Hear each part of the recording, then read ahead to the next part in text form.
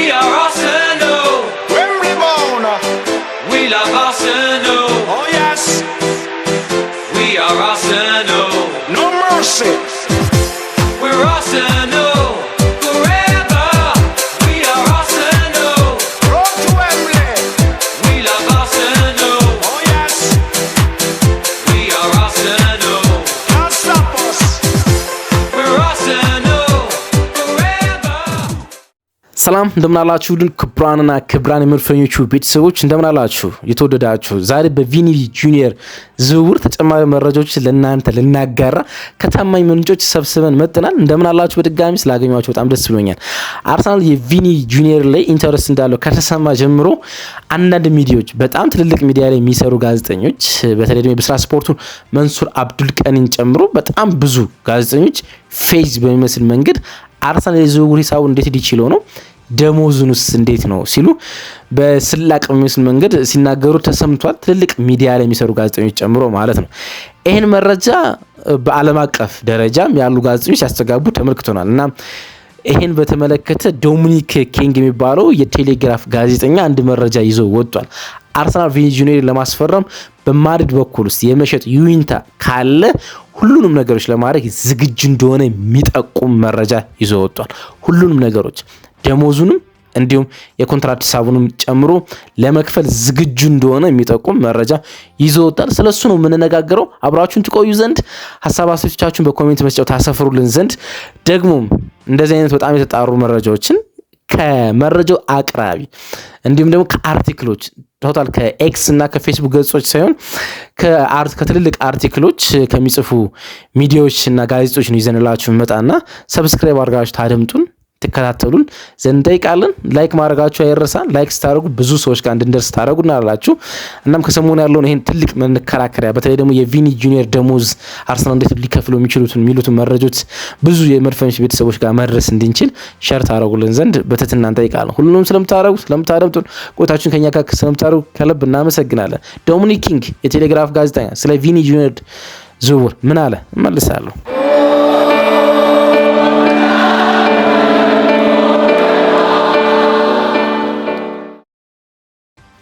እንግዲህ መረጃዎቻችን ምን ጀምረው ወይም ደግሞ የመረጃዎቻችን ምንጭ እየጠቀስን ነው። እንግዲህ እዚህ ዩቲዩብ ገጽ የምትመጡ ሰዎች ስለ ታማኝነት ጥያቄዎች እንድታቀርቡ አልፈልግም ሁልጊዜ ማለት ነው እና ጥራት ነጠቂ የሆኑ ውይይቶች ወይም ደግሞ ግምታዊ ሀሳቦችና ኦፒኒዮኖችን በፍጹም እዚህ ገጽ ላይ አሰሙ። ጥቂትም ሆናችሁ ሺዎችም ሆናችሁ እዚህ ገጽ ላይ የምትሰሟቸው ነገሮች ታማኝነት አላቸው።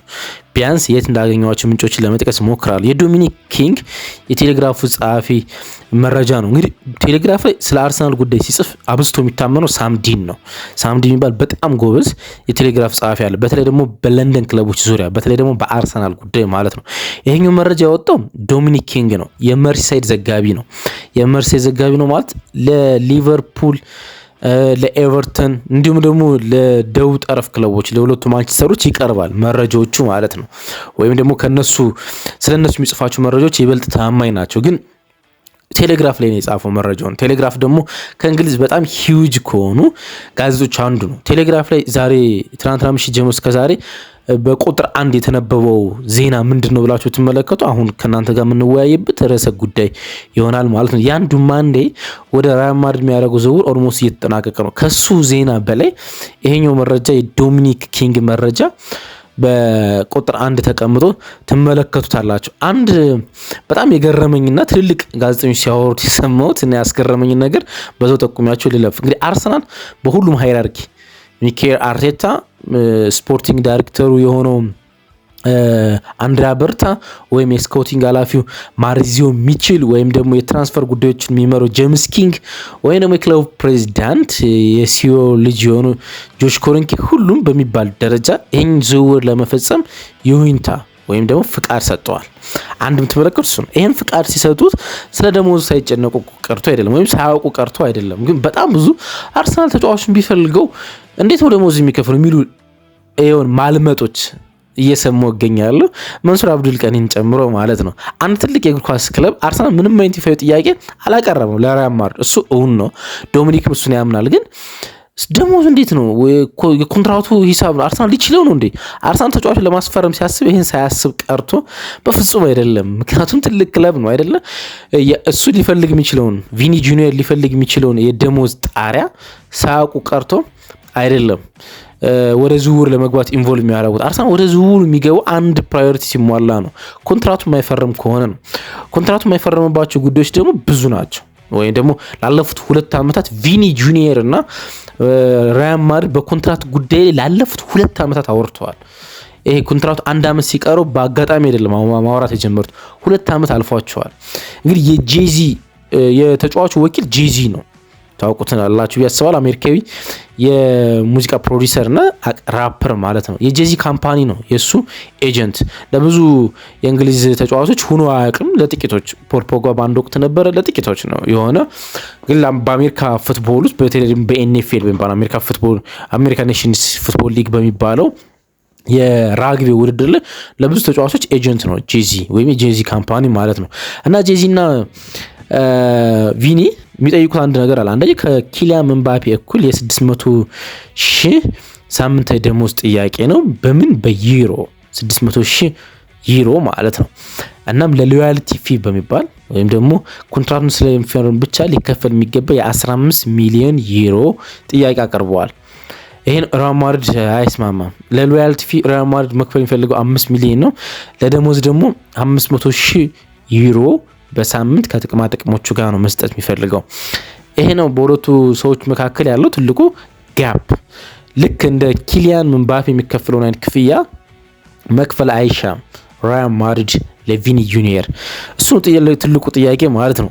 አርሰናል ጌም ቼንጀር ነው። እንግዲህ ለአርሰናል ይሄ ዝውውር እንደሚታወቀው ዘ ቢግስት ፉትቦል ኮንትራክት ነው ሊያቀርብለት የፈለገ አርሰናል ይልና ዶሚኒክ ኪንግ በክለቡ በአርሰናል እግር ኳስ ታሪክ ውስጥ ታሪክ ቀያሪ የሆነ እንዲሁም ደግሞ ለሚኬል አርቴታ ጌም ቼንጀር የሆነ ኮንትራት ነው የሚያቀርቡለት።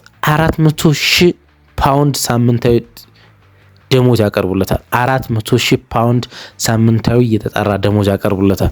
400,000 ከ600,000 እኮ ያንሳል። እንዴት ይቀበሏል ልትሉኝ እንደምችሉ በደንብ አስባል። አንደኛ ይሄ በፓውንድ ነው፣ በዩሮ ውስጥ መብት ከፍ ይላል። አንደኛው እሱን ተመልከቱት። ሁለተኛው ትልቁ ጉዳይ ስፔን ውስጥ ታክስ 60% ነው። ለተጫዋቾቹ 60% መንግስት ይወስዳል ማለት ነው። ያ ማለት ከምታገኙት ደሞዝ ላይ በጣም ብዙ ነው የሚወስደው፣ በጣም ብዙ ማለት ነው። ከጥቅማ ጥቅሞች ውጭ ከደሞዝ ብቻ 60% ነው። የእንግሊዝን የታክስ አሰራር አላውቅም፣ ግን በየትኛውም በኩል ግን ከ50% በላይ እንዳልሆነ ግን አውቃለሁ። 50 ሳይሆን 40% ላይ ደርስ እንደሚችል ማለት ነው።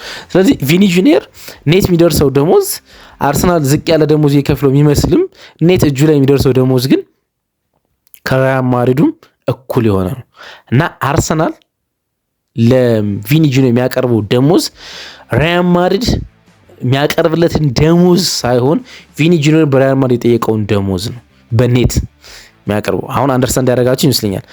መንሱር አብዱልቀኒም ያልተገነዘበው የረሳው በጣም እንደሚያውቅ እርግጠኛ ነኝ። የስፔን የታክስ የተጫዋቾች ላይ ለመዝናኛው ኢንዱስትሪ ሁሉ ነው። ፊልም፣ እግር ኳስ ተጫዋቾች፣ ሙዚቀኞች 60% ታክስ ይጣልባቸዋል። ደሞዛቸው 100 ከሆነ እጃቸው ጋር የሚደርሰው 40 ብር ነው። እንደዛ እንደማለት ነው። 60% ነው ታክስ እና ይሄን ያውቃሉ ወይም ረስተዋል እነ መንሱር አብዱልቀኒ ማለት ነው፣ አርሰናል ላይ ሲያፈዙ ማለት እና ሪያል ማድሪድ ያቀረበለትን ሰው ቪኒ ጁኒየር የሚፈልገውን ደሞዝ አርሰናል ለቪኒ ለመክፈል ዝግጁ ነው። ከጥቅማ ጥቅሞች ውጭ እሱ ድርድሮች የሚፈልግ ሲሆን ዋንጫዎችን፣ ጎሎችን ሲያስቆጥር ምን ያህል ነው ከፍ የሚል ከዛ ደግሞ ኮንትራቱ ወደ አርሰናል መጥቶ ስለሚፈርም ብቻ ምን ያህል ቦነስ ይሰጡታል። ከዛ ደግሞ ከሪያል ማድሪድ ጋር ያለው ድርድር ምንድነው እሱ ገና ነው። ግን ዶሚኒክ ኪንግ ምን ይለናል? አርሰናል ቪኒ የሚፈልገውን ደሞዝ የመክፈል ፍቃድ አለው ወይም ደግሞ ዩኒታ አለው። እሱን ማረጋገጥ ይችላል ማለት ነው። እንግዲህ አርሰናል እስካሁን ክርስቶስ ዞሊስን እና ኤለን ሚስለርን ነው ያስፈረመው። ቴክኒካሊ ፔሪን ካፒዮንም አሁን ነው ያስፈረሙ በውሰት ስለነበረ ማለት ነው። ግን ይፋዊ እነዚህን ዝውውሮች ነው መጨረስ የቻለው ማለት ነው። አሁን ትልቁ ጉዳይ በዛ መስመር ውስጥ አርሰናል ትልቅ ስም ይፈልጋል። አንደኛው ተጫዋች ይፈልገው የነበረው ብራድሊ ባርኮላ ኮንትራቱ እንደማያድስ በፒኤስጂ ተረጋግጧል። ግን ሊቨርፑል የመጀመሪያ ምርጫው ነው እና ከሊቨርፑል ጋር ሊቨርፑል አንድም ሁለት ጊዜም ለፒኤስጂ የዝውውር ሂሳቦችን እያቀረበ እንደሆነ ይታወቃል። እንግዲህ ጆዜ በፍጹም ቢገስት ኔሞች እንዲለቁ አይፈልጉም፣ በጣም ቢገስት ኔሞች ማለት ነው። ግን ኮንትራቱ ላይ 12 ወራቱ ነው። ሪያል ማድሪድ ከ6 ወራት በኋላ ከምንም ክለብ ጋር በነፃ ድርድር ማድረግ ከሚፈልግን ተጫዋች ይዞ መቆየት 100 ኮንትራቱ ላይ 1 ዓመት እየቀረው ከ100 ሚሊዮን ፓውንዶች በላይ ሊያወጣ የሚችልን ተጫዋች በነፃ ማጣት በፍጹም እንደማይፈልግ ነው የሚዘገበው ማለት ነው። ግን ቪኒና ጆዜ ጋር እንግዲህ እስካሁን አልተገናኙም። ግን ጥቂት ጥሎች ነበሩ አይደል? ታስታውሱ እንደሆነ በሻምፒዮንስ ሊግ ምሽት ቤኔፊካ ከሪያል ማድሪድ ጋር ተገናኝተው ነበረ። እናም የቤኔፊካው ተጫዋች ጂያንሉኮ ፔላስቲኒ የዘረኝነት ጥቃት አፉን ሸፍኖ ቪኒን ሰድቦት ነበረ። ያ አፉን ሸፍኖ የተናገረው ንግግር ህጉ ነው። በዓለም ዋንጫ ውስጥ አፍን መሸፈን እንደተከለከለ እናውቃለን ሁላችንም ማለት ነው። እና ከዛ በኋላ ጆዜ ሞሪኖ ወጥቶ ስለ ዘረኝነት ያላቸው ሀሳብ ምንድን ነው የሚለው ሲጠበቅ ጂያንሉኮ ፔላስትሪኒ የሚከላከል ሀሳብ ሰጡ። ወይም ደግሞ ቪኒ ያደረገው ወደ ደጋፊዎች ሂዶ ያደረገው ሴሌብሬሽን ልክ እንዳልሆነ ተናገሩ። እሱ በቪኒና በጆዜ መካከል ጥቂት ቅሬታ ፈጥሮ ነበር። አሁን ከብራዚል ካምፕ ወደ ልምድ አልተመለሰም። በዚህ ሳምንት ይመለሳል። ከዛ በኋላ እንዴት እንደሚሆን እንጠብቃለን። ግን ይህን የሁለት ጊዜ የአውሮፓ ሻምፒዮንስ ሊግ አሸናፊ ሪያል ማድሪድ ለመጠበቅ አሁን ጥቂት የተቸገረ ይመስላል። እንግዲህ ለሚካኤል አርቴታ ይሄ በጣም ቢገስት የሆነ ጌም ቼንጀር የጨዋታ ቀያሪ ዝውውር ነው ስንል መመልከት አለብን። አርሰናል 2019 ሚካኤል አርቴታ ወደ አርሰናል ሲመጣ ሁለት ስሞች ከ250 ሺህ በላይ ደሞዝ ይከፈላቸው ነበረ። መስዑት ኦዚል እና ፒየር ኤምሪክ ኦባማያንግ 350 ሺህ ፓውንድ ሳምንታዊ ደሞዝ ይከፈላችሁ ነበር። ስለዚህ ስታሮች ነበሩ። ግን የአርሰናል ደሞዝን ስኬል ለማስተካከል ፋይናንሱን ለማስተካከል እንዲሁም ደግሞ የአንዳንድ ቢገስት ኔሞችን ከክለቡ ለማሰናበት ሚካኤል አርቴታ አረገ እና የክለቡን ፋይናንስ ሙሉ በሙሉ አስተካከለ። የክለቡን ፋይናንስ ከተስተካከለ በኋላ ባለፈው ዓመት ታስታውሱ እንደሆነ በመጨረሻ አካባቢ ላይ ቡካዮ ሳካ 365 ሺህ ፓውንድ ሳምንታዊ ደሞዝ እንዲከፈሉ አረገ ሚካኤል አርቴታ ማለት። አሁን ከዚህ ደሞዝ በጣም ጥቂት ከፍ የሚል ደሞዝ ነው የሚከፈለው።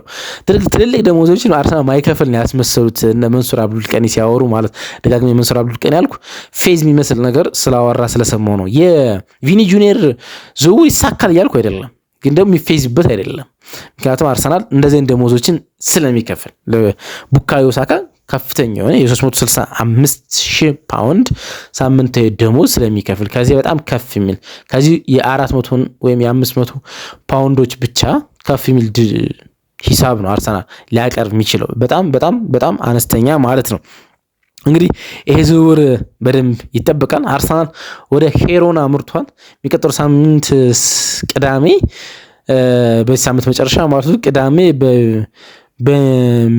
በሜንቶሎቪኖ ስሙ ጠፍቶኝ ነው የሄሮና ሜዳ ሞንቴኔልቮ የወዳጅነት ጨዋታውን ያደርጋል። የመጀመሪያው ግን ለአንድ ሳምንት በሞቃታማ የአየር ንብረት ይቆያሉ ማለት ነው። በዓለም ዋንጫው ራውንድ ኦፍ 16 የተሰናበቱ ተጫዋቾች በሙሉ እየተመለሱ ይገኛሉ። ቪክቶር ዮኬሬሽ፣ ካይ ሃቨርትዝ እንደመሳሰሉት ትልቅ ስታሮች ወደ አርሰናል ልምምድ ማዕከል ተመልሰዋል። አብረው በረራ ወደ ስፔን እናም በሞቃታማ አየር ንብረት ይቆያሉ በሄሮና።